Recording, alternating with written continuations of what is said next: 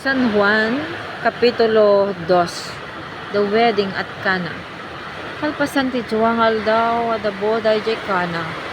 May sangay ti Galilea, ada sadyay ti ina ni Jesus. Ket naawes met ni Jesus, kan dagiti adalan na. Di naibusan ti arak, kinuna ti ina ni Jesus, kan kuana. Naibusan dan iti arak. Babae, insungbat ni Jesus, sana masapol ngay bagam ti aramidek. San pa dimteng ti oras ko, kinani ti ina ni Jesus, kadagiti agserserbi. Aramida nyo ti anyaman ngay bagana kada kayo. Adalagadon dagiti udyo, maipapanay ti panagbugo, isot gapuna nga, aday na maburnay sa jay nga, aglaon tunggal may sa itagarup, sa gasot al litro.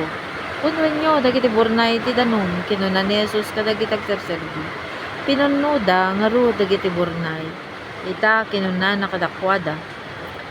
Tumako kayo katipanyo itagaywan ti padaya kasta tinarami dagiti agserserbi. Idi naramana nun tagaywan ti danum managbalin nga arak nayaban na ti nobyo saan na nga ammo tinagapuan ti arak. Nupay ammo dagiti agserserbi tayo sudat iti mako iti danum. Kinuna na iti nobyo. Ugali dagiti tattao nga ipasango ammo na iti kaimasan nga arak sa danto ipasango ti ordinaryo nga arak no adon ti nainom dagiti sangaili ngem sika inyud udim nga impasango ti kaimasan nga arak. Naramid ni Jesus dayto yung muna milagro ijay Cana may sangaili ti Galilea. Pakita na ti dayag na sadyay kat namati ken kuana dagiti adalan na. Kalpasan dayto inapan ni Jesus ijay Capernaum kaduan na ti inana. Dagiti kakabsat na lalaki ken dagiti adalan na ket nagyanda sadyay sumagmamanungal daw. The cleansing of the temple. Asidegen ti Paskwa dagiti Hudyo ket napan ni Jesus ijay Jerusalem iti templo nadanuna na dagiti aglaklako iti baka karnero ken kalapati kasama dagiti agsuksukat iti kwarta iti tutugaw iti pestoda. Nangaramid ni Jesus iti pagbawat at alisa na pinarwar dagiti amin na baka ken karnero. Binalintuag na dagiti lamisan dagiti agsuksukat iti kwarta. Inwarwara na iti kwartada. Kinunan ni Jesus kadagiti aglaklako iti kalapati. Irwaryo dagitoy, diyo pagbalinan na tiyandaan ti balay ni amak.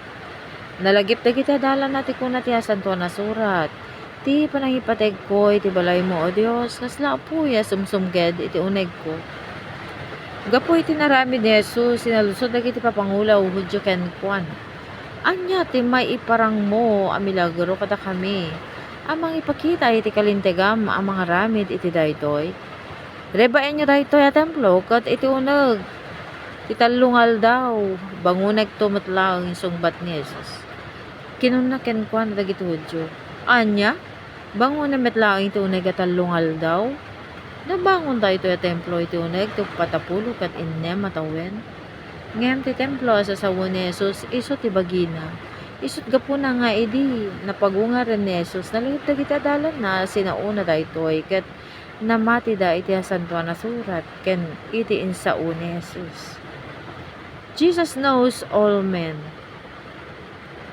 Iti adda ni Jesus ijay Jerusalem bayad ti fiesta ti Paskwa adu tinamati ken kuana idi nakita na dagiti milagro nga inaramid na. Ngayon saan na nga intalek kadakwada ti bagina agsipod ta muna ti amin at tao. Sana masapul ti siya sino man ang mangibaga ken kuana may papan iti tao ta muna amis mo't panunod ken kababalin ti tao.